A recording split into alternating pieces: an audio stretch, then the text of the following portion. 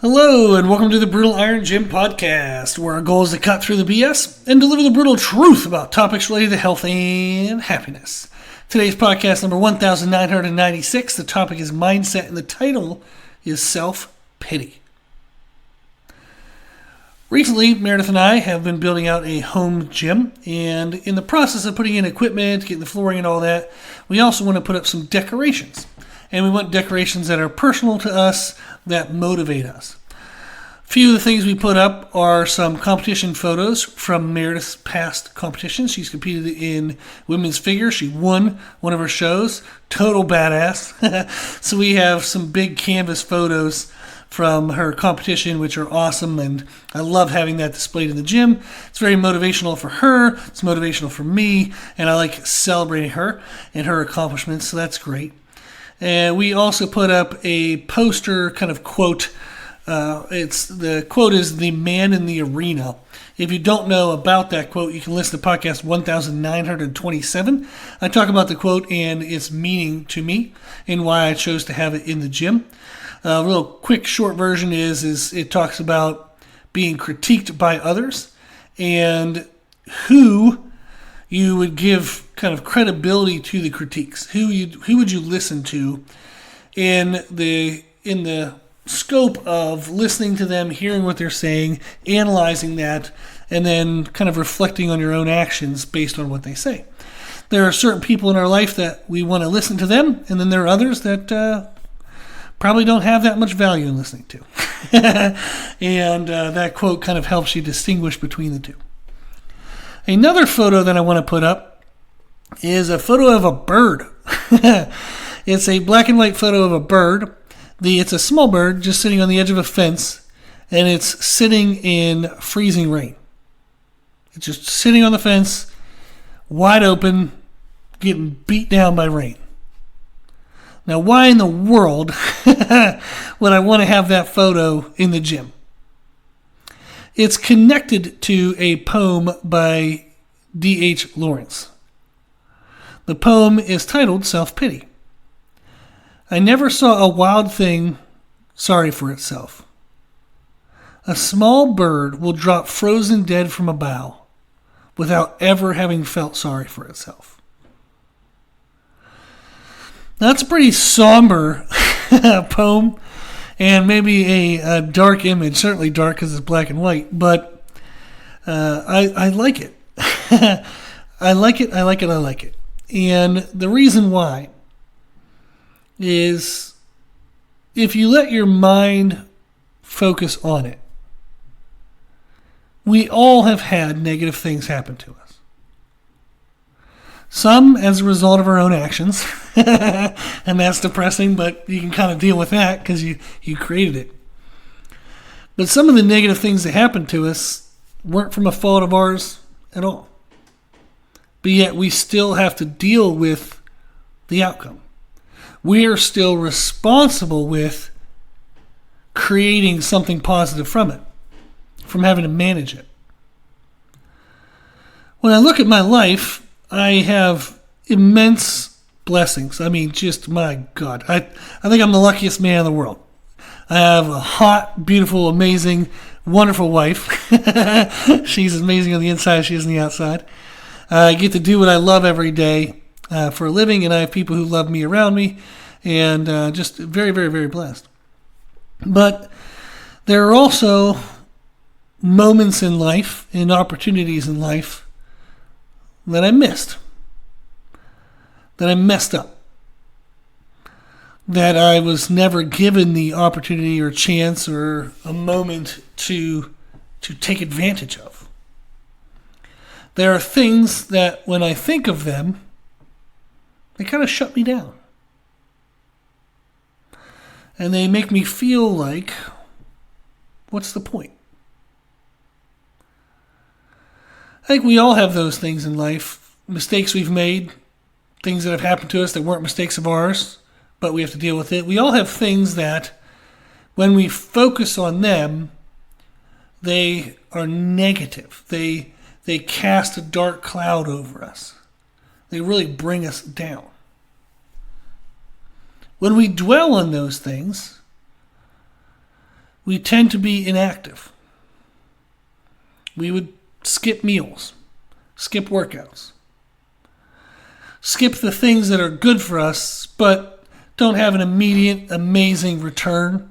We're like, what's the point? If I miss today, oh well, what does it matter? That kind of feeling.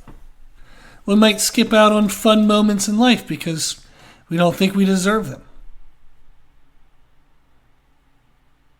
We would allow those past negatives to create future negatives because we don't act on the things we know we should be doing.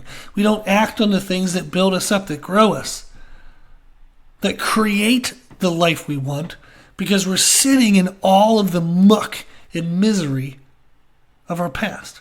We're sitting in self-pity. When I sit in self-pity, I make my life worse. And I'm assuming you've recognized the same for yourself as well.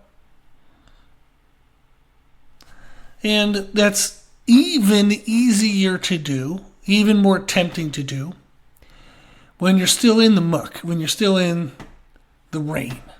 Like that bird on the edge, sitting in the freezing rain. When we're in the rain, when you're getting pelted in the face with icy wet rain, all you want to do is curl up and protect yourself. That becomes the comfort that you find when you're uncomfortable. But it's a false comfort.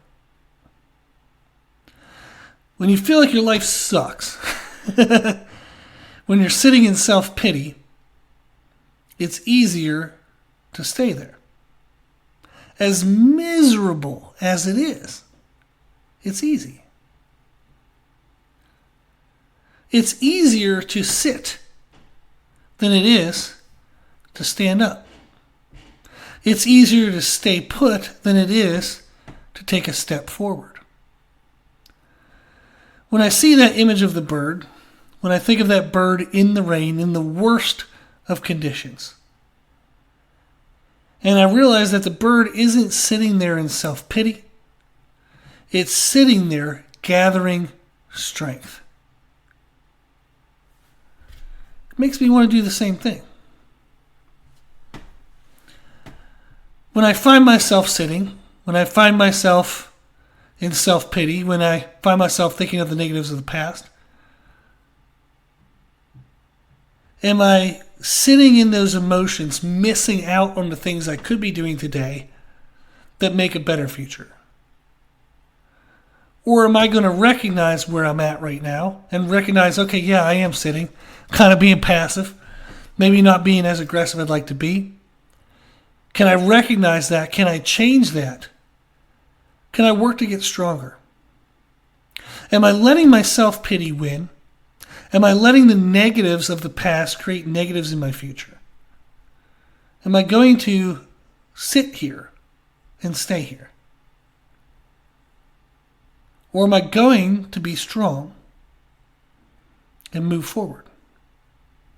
When you find yourself in the rain, when you feel in response to chaos and the crap of life, that you've been sitting, that you've been stagnant, that you've been focused on self-pity, I want you to recognize that moment and think of that bird.